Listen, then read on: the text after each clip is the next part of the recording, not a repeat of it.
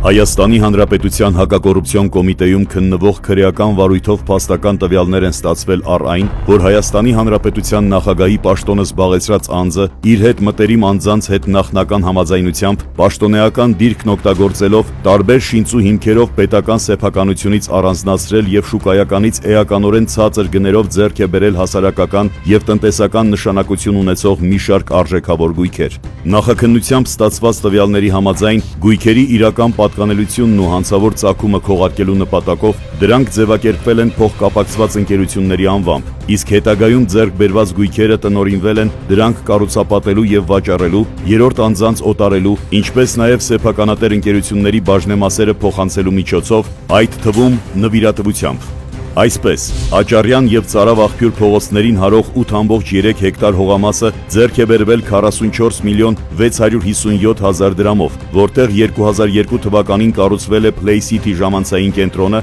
իսկ 2 տարի անց 2004 թվականի նոյեմբերի 15-ին գույքի սեփականատեր Fast Card ընկերության 50% բաժնեմասը նվիրատվությամբ փոխանցվել եւ գրանցվել է նախկին նախագահի որդու անվամբ։ Կասկադ համալիրի ձախակողմյան հատվածում գտնվող 2 հեկտար հողամասը ձեռք է բերվել 39 միլիոն 630 հազար դրամով։ Այն հետագայում փոխանակվել է Երևանի առավել բարենպաստ հատվածում գտնվող պետությանը պատկանող նույն մակերեսով այլ հողամասի հետ, որն այնուհետև օտարվել է 1 միլիարդ 741 միլիոն 931 հազար դրամով։ Եռասպասարկում պետական փակ բաժնետիրական ընկերության հաշվեկշռում գտնվող Պարոնյան 8 հասցեի շենքը ևս ձեռք է բերվել 40 միլիոն դրամով, որտեղ հետագայում կառուցված բազմաբնակարան շենքի 331 միլիոն 800 հազար դրամ շուկայական արժեքով 600 քառակուսի մետր ընդհանուր մակերեսով հասարակական տարածքներն ու 2 ավտոկայանատեղիները ձևական առուվաճառքի գործարքներով գրանցվել են նախկին նախագահի որդու անվամբ։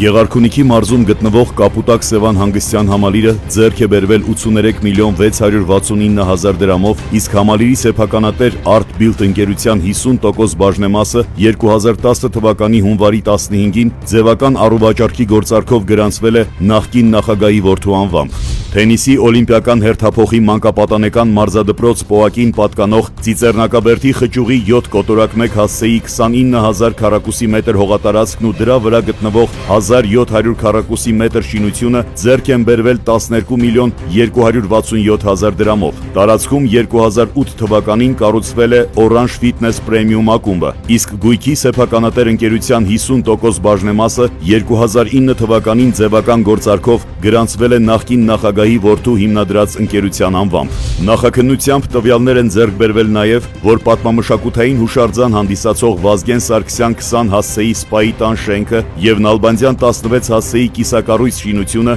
մի շարք իրավական նորմերի խախտմամբ պետական սեփականությունից դուրս բերելու եւ Պիացա Գրանդե ընկերության նոտարելու գործընթացը կազմակերպելու դիմաց Հայաստանի Հանրապետության նախագահի պաշտոնը զբաղեցրած անձին, որպես կաշառք փոխանցվել է ընդհանուր 2 միլիարդ 633 միլիոն 934 հազար դրամ արժողությամբ 56 անշարժ գույք, որոնց իրական պատկանելությունն ու ծագումը քողարկելու նպատակով գույքերը ձևական առուվաճառքի պայմանագրերով գրանցվել են նախկին նախագահի ընտանիքի անդամների եւ նրանց հետ փոխկապակցված կազմակերպությունների անուններով։ Մեկ այլ դրվագով Հայաստանի Հանրապետության Պաշտպանության նախարարությանը պատկանող Ծովակալ Իսակովի պողոտայի 22 եւ 22 կոտորակ 4 հասցեներում գտնվող, այդ թվում գիտաարտադրական կայանի կառուցման համար նախատեսված հողամասերի ընդհանուր շուկայական արժեքը կազմել է 1 միլիարդ 393 միլիոն 870 հազար դրամ, մինչդեռ դրանք նախկին նախագահի հետ մտերիմ անձին պատկանող ընկերությանը վաճառվել են 4 անգամ ավելի ցածր արժեքով։